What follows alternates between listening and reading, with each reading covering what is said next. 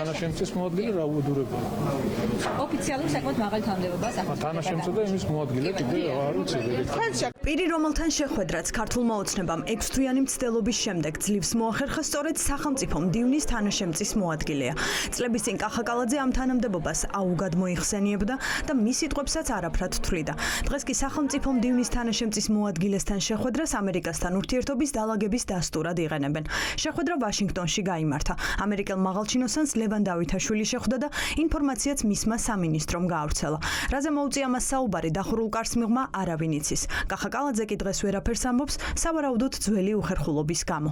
ჩვენ გქონდა ორხრივი შეხვედრები ახალ ადმინისტრაციასთან, ეს იყო პირველი ოფიციალური შეხვედრები, რომელიც გაიმართა სახელმწიფო დეპარტამენტში, ასევე ჩვენ გქონდა ვაჭრობის სამინისტროში და ფინანსთა სამინისტროში შეხვედრები. ორხრივ შეხვედრებზე საუბარი შეეხო პოზიტიურ დღის წესრიგს, რომელიც ორ ქვეყანას შორის იქნება ეკონომიკური თანამშრომლობის კუთხით. ჩვენ ვისაუბრეთ ასევე პოლიტიკურ პერსპექტივებზე, ვისაუბრეთ იმაზე, რომ ახალ ადმინისტრაციას და საქართველოს ხელისუფლებას გააჩნია თანხმედრა, სრული თანხმედრა. ამ შეხვედრის შესახებ არაფერი უთქვამს სახელმწიფო დეპარტამენტს. არც ამერიკის საელჩოს გავრცელებია საინფორმაციო განცხადება. თუმცა შეხვედრის შინაარსზე შთაბეჭდილებისთვის იმ განწყობების გახსენებაც საკმარისია, რაც სახელმწიფო დეპარტამენტის მაღალჩინოსანს არასდროს დაუმალავს.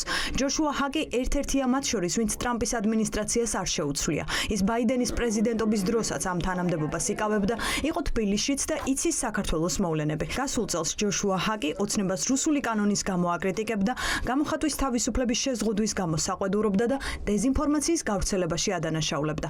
ამიტომ სავარაუდოა, რომ საუბარიც შესაბამისი იქნებოდა. ძალიან კარგია ეს შეხვედრა რო შეთქვა, იმიტომ რომ პირველ პირში მოისმენდა ვაშინგტონშივე ბატონი დავითაშვილი ყველა იმ პრობლემის შესახებ, რომლის წინაშეც ქართული ოცნება კვლავაც დგას და ხვალდაზე ისე ვიდგება, იმის მიუხედავად თეთრი სახლში პრეზიდენტი ვინ არის, თუ არ შეცვლის ანტიდემოკრატიულ ადამიანის უფლებების საწინააღმდეგო და ავტორიტარიზმისკენ მიმავალ მოქმედებებს. ერთადერთი შემთხვევა, რომელიც გარემოებას შეცვლის, ეს იქნება ვიზიტი თეთრ სახლში. ამის გარეშე ჩვენ ვართ ისე იქ, სადაც ვართ ამ 6 თვის განმავლობაში. ჯოშუა ჰაკს ძალიან დიდ პატივს ვცემ, პირადად ვიცნობ, მაგრამ მასთან შეხვედრა ნამდვილად არ არის საკმარისი იმისთვის, რომ რაიმე განსხვავებულ სტატუსზე ილაპარაკოს დღეს ქართულმა ოცნებამ. თინა ხიდაშელს ეჭვი არეპარება, რომ ამ შეხვედრაზე საუბრის ერთ-ერთი მთავარი თემა ანაკლიის პორტი იყო, რადგან ღრმაწყვოვანი პორტის მშენებლობა მეტწილად ორ ქვეყანას შორის პოლიტიკურ ურთიერთობასაც განსაზღვრავს. მით უფრო იმ ფონზე, როცა შტატებს ამ დრომდე ბევრჯერ გაუკრიტიკებია ქართული ოცნება პორტის ჩინური კომპანიისთვის მინდობის გამო. ოცნებამ კი ყველა გაფრთხილების წერილი უგულებელყო.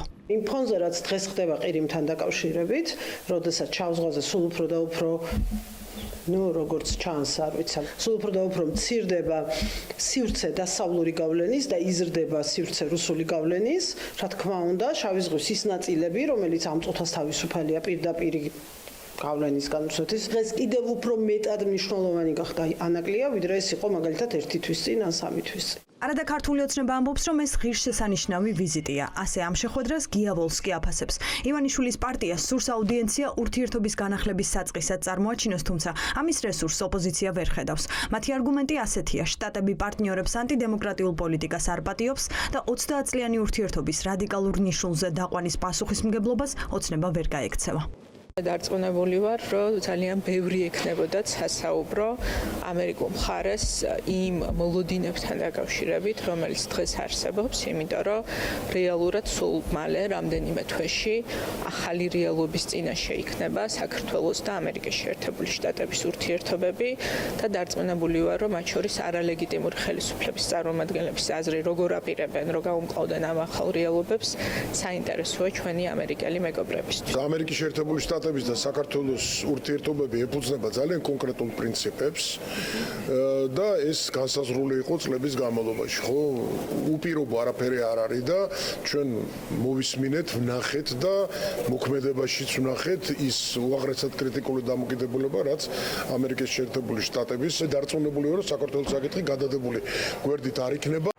არის თუ არა შეხვედრა ლეგიტიმაციის მინიჭება ოცნების მთავრობისთვის. ასე ამ ამბავს ჯერ მხოლოდ ივანიშვილის პარტია ხედავს. ყველაფერი შტატების მთავრობაზეა დამოკიდებული, რომელსაც მსგავსი რამ არასდროს უთქვამს ბოლო 5 თვის განმავლობაში და მეტიც, სახელმწიფო დეპარტამენტს ოცნებისადმი კრიტიკული განცხადებისგან თავი არც ტრამპის პირობებში შეუკავებია.